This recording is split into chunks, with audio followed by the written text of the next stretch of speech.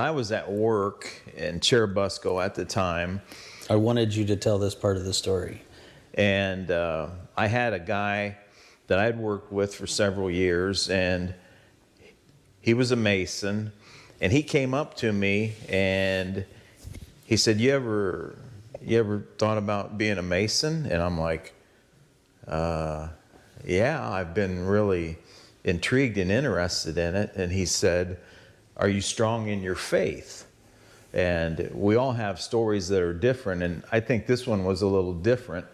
And I said, well, I don't think so now. I was raised in a family where we went to church Sunday morning, Sunday night, Monday night was youth, Wednesday night was worship, and we were at church a lot. If they opened the doors, you were there. My dad was a deacon at our church, and once I was married, we drifted away a little. Well, we drifted away.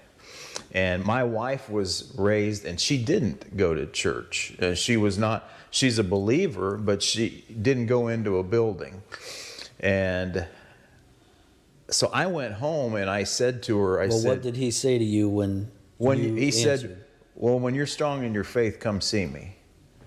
And so I went home and I asked my wife, I said, hey, do you care if we go back to my family church? And she's like, no, that's fine. And so we started going back to our church, and I think it was just a little less than a year later, I went back to this guy and I said, hey, John, I think I'm strong in my faith. And he said, good. He said, stay right here.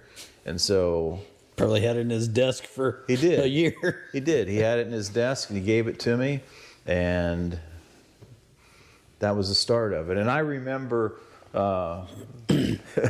I was so excited the night that they were voting on my petition.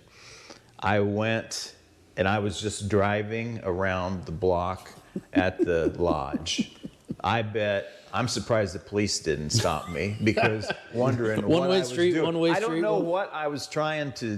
What'd you do? Think they shot white smoke or black smoke out of the chimney? We've got a pope. We've got a pope. I don't know what I was doing, but I was so excited and I was so afraid that I wasn't going to get in, because I was told, hey, it's got to be unanimous, and I didn't know all the little things about that. And so I'm thinking, there's 250 members there, and they've all got to vote for me, and I'm a chicken farmer, I'm not going to get in. And then I get a call, and hey, you're in, and here we are.